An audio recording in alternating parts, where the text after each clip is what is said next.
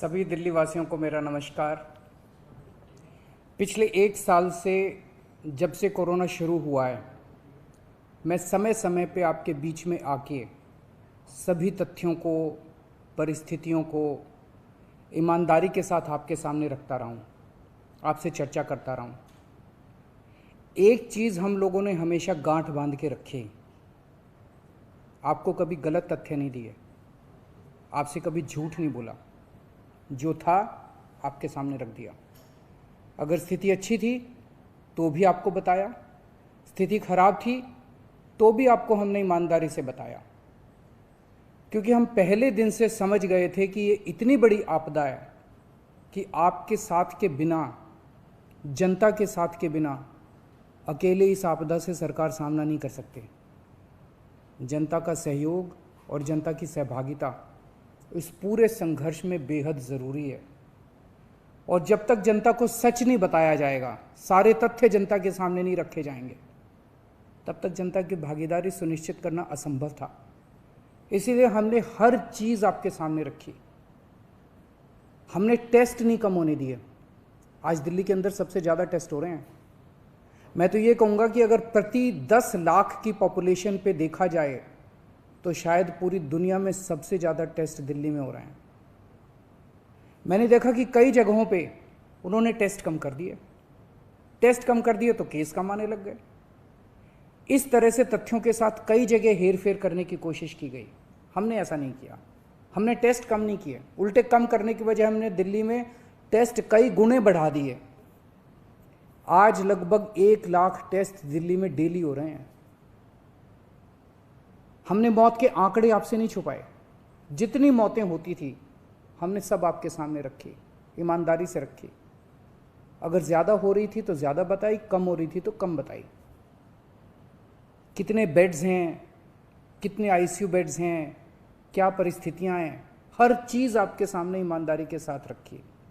और इसी वजह से जब भी हमने कड़े निर्णय लिए, हमें आपका पूरा सहयोग मिला, दिल्ली की जनता का पूरा सहयोग मिला। मैं हमेशा कहता हूं कि हमारी दिल्ली एक परिवार है। दिल्ली के 2 करोड़ लोग एक परिवार हैं, और जब परिवार में कोई आपदा आती है तो सारे परिवार के लोग मिलकर उसका सामना करते हैं। अब भी हम सभी मिलकर इसका सामना करेंगे। पहले भी जीत हुई थी, अब भी जीत होगी।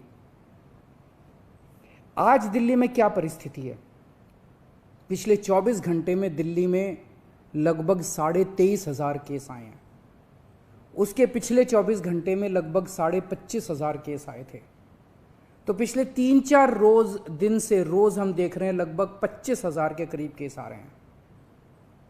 पॉजिटिविटी बहुत ज़्यादा बढ़ गई है, संक्रमण दर बहुत ज़्यादा बढ़ गई है। दिल्ली के अंदर अस्पतालों में उपलब्ध बेड्स की भारी कमी हो रही है। डेली 25-25 हज़ार अगर पेशेंट्स आएंगे तो कोई भी व्यवस्था चरमरा सकती है। दिल्ली के अंदर बेड्स की भारी कमी हो रही है। आईसीयू बेड्स दिल्ली में लगभग ख़त्म हो गए हैं। आज सुबह मैं ऐप पे देख रहा था, 100 से भी कम आईसीयू बेड्स दिल्ली में बचे हैं। ऑक्सीजन की भारी कमी हो रही है। कल हमने सेंट्रल गवर्नमेंट को भी लिखा है, उनसे बातचीत चल रही है। परसों रात को एक हादसा होते होते बचा। एक प्राइवेट हॉस्पिटल ने हमें बताया कि परसों रात को 3 बजे के करीब उनके अस्पताल की ऑक्सीजन लगभग ख़त्म हो गई।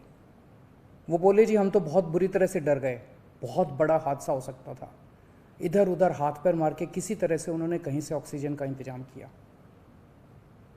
दवाइयों की कमी हो रही है, रेमडेसिविर दवाई की खासकर काफ़ी कमी हो रही है।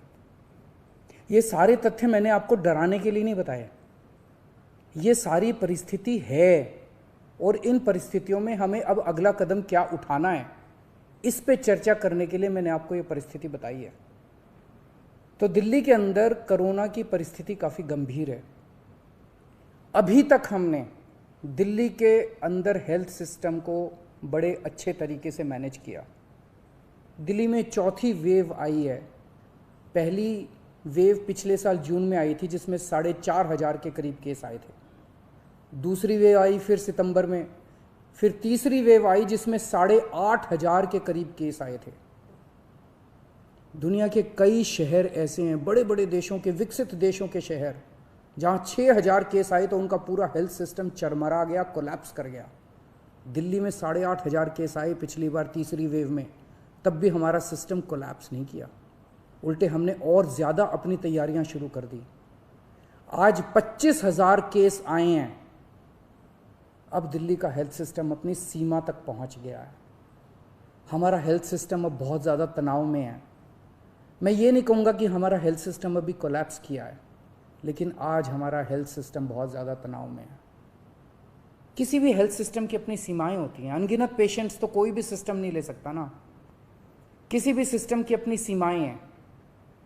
पिछले 5 साल में आपकी सरकार ने दिल्ली में बहुत बड़े स्तर पे स्वास्थ्य के क्षेत्र में काम किया है। खूब नए हॉस्पिटल खोले हैं, मोहल्ला क्लिनिक, पॉली क्लिनिक बनाए हैं। बहुत बड़े स्तर के ऊपर स्वास्थ्य के क्षेत्र में काम हुआ है।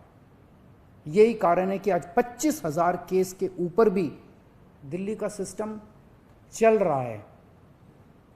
लेकिन अब इसके बाद अगर तुरंत कुछ कठोर कदम नहीं उठाए गए तो ये सिस्टम कोलैप्स कर सकता है। और अगर हेल्थ सिस्टम कोलैप्स कर गया तो मुझे डर है कहीं बहुत बड़ी त्रासदी ना हो जाए। जैसे मैंने बताया कि कल एक अस्पताल में ऑक्सीजन बिल्कुल ख़त्म हो गई थी और बहुत बड़ी त्रासदी होते होते बची। मैंने वीडियोस देखे हैं, तस्वीरें देखी हैं, आपने भी देखी होंगी सोशल मीडिया पे। दुनिया के कई शहर ऐसे हैं जहां कॉरिडोर में पेशेंट्स पड़े हुए हैं, सड़कों के ऊपर लोग दम तोड़ रहे हैं। अभी तक हमने दिल्ली को उस किस्म की त्रासदी से बचाया है, वैसा नहीं होने दिया। आज सुबह 11 बजे मेरी और एलजी साहब की मीटिंग हुई और इन सारे पहलुओं के ऊपर, सारी परिस्थिति के ऊपर काफ़ी विस्तार से बातचीत हुई। और उस बातचीत के बाद हमें ये लगा कि दिल्ली का हेल्थ सिस्टम बड़ी मात्रा में और अधिक पेशेंट्स अब लेने में असमर्थ है। अगर हमने अभी लॉकडाउन नहीं लगाया तो कहीं ऐसा ना हो कि बड़ी त्रासदी हो जाए। हम किसी भी हालत में दिल्ली को उस परिस्थिति में नहीं ले जाना चाहते जहां कॉरिडोर के अंदर पेशेंट्स पड़े हैं, सड़कों पे लोग दम तोड़ रहे हैं। आज सभी परिस्थितियों का जायजा लेने के बाद आपकी सरकार को ये लगता है कि दिल्ली में कुछ दिन के लिए लॉकडाउन लगाना ज़रूरी है, तो आज रात को 10 बजे से अगले सोमवार को सुबह 5 बजे तक 6 दिन के लिए दिल्ली में लॉकडाउन लगाया जा रहा है।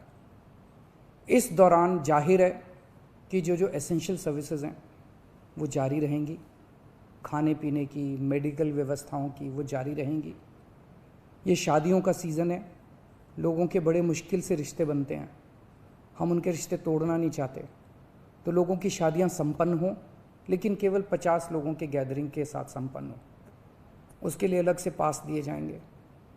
इसके बारे में अभी थोड़ी देर में डिटेल्ड ऑर्डर जारी हो जाएगा कि कौन कौन सी चीज़ें जारी रहेंगी और कौन सी चीज़ों पर पाबंदी रहेगी। मैंने और एलजी साहब के हम दोनों ने निर्णय तब लिया है जब हमारे पास कोई उपाय नहीं बचा था। हमारे लिए निर्णय लेना आसान नहीं था, क्योंकि मैं समझ सकता हूं कि लॉकडाउन के दौरान किस तरह से लोगों के रोज़गार ख़त्म हो जाते हैं, लोगों की कमाई ख़त्म हो जाती है, और ख़ासकर सबसे गरीब तबके के लिए तो ये बेहद मुश्किल होता है। जो दिहाड़ी करके रोज़ कमाते हैं उनके लिए तो बेहद मुश्किल हो जाता है। पिछली बार जब देश में लॉकडाउन लगा था, हमने देखा कि किस तरह बड़ी संख्या में प्रवासी मजदूर अपने गांव जाने लगे थे। उनसे मैं ख़ास तौर से हाथ जोड़ के अपील करना चाहता हूं, ये छोटा सा लॉकडाउन है, 6 दिन का, दिल्ली छोड़ के मत जाइएगा। आपके आने जाने में इतना समय खराब हो जाएगा, इतना पैसा खराब हो जाएगा, इतनी ऊर्जा खराब होती है। दिल्ली में रहिए। मुझे उम्मीद है कि ये छोटा लॉकडाउन है और छोटा ही रहेगा। मुझे पूरी उम्मीद है कि शायद बढ़ाने की ज़रूरत ना पड़े। आप दिल्ली में रहिए, यकीन मानिए हम पूरी ईमानदारी के साथ सब मिल के लड़ेंगे तो जल्दी इस मुसीबत से छुटकारा पाएंगे। मैं आपको यकीन दिलाता हूँ, सरकार आपका पूरा ख्याल रखेगी। मैं हूँ ना, मुझ पे भरोसा रखिए। मेरी दिल्ली के सभी नागरिकों से अपील है कि ये निर्णय हमने बहुत मुश्किल से लिया है। आप सब लोग जानते हैं कि मैं लॉकडाउन के सख्त खिलाफ रहा हूँ। हमेशा से मैंने लॉकडाउन का विरोध किया है। मेरा ये मानना है कि लॉकडाउन से कोरोना ख़त्म नहीं होता, लॉकडाउन से कोरोना की स्पीड कम हो जाती है। मेरा हमेशा ये मानना है कि अगर किसी भी शहर या राज्य की स्वास्थ्य व्यवस्था अपनी सीमा तक पहुंच जाए तो लॉकडाउन लगाना जरूरी हो जाता है, ताकि पेशेंट्स का नंबर कम हो जाए, ताकि हेल्थ सिस्टम को और दुरुस्त किया जा सके। ये जो 6 दिन का लॉकडाउन हम लगा रहे हैं, ये जो 6 दिन हम ले रहे हैं आपसे, इन 6 दिनों के अंदर हम बहुत बड़े स्तर के ऊपर और दिल्ली में बेड्स की व्यवस्था करेंगे। केंद्र से हम मदद मांग रहे हैं, उनसे लगातार संपर्क में हैं। केंद्र सरकार हमारी मदद भी कर रही है, उसके लिए हम केंद्र सरकार के शुक्रगुजार हैं। उनसे ऑक्सीजन की व्यवस्था करेंगे, दवाइयों की व्यवस्था करेंगे। इस लॉकडाउन के समय को हम इन सब चीज़ों के लिए इस्तेमाल करेंगे। मेरी अब सब लोगों से गुजारिश है कि लॉकडाउन का पूरी तरह से पालन करें, घर से बाहर इस दौरान ना निकलें। पहले भी हमने कई कठिन निर्णय लिए और आपने मेरा पूरा साथ दिया। मुझे पूरी उम्मीद है आज भी आप मेरा साथ देंगे। हम मिलके इसका मुकाबला करेंगे और ज़रूर जीतेंगे। नमस्कार।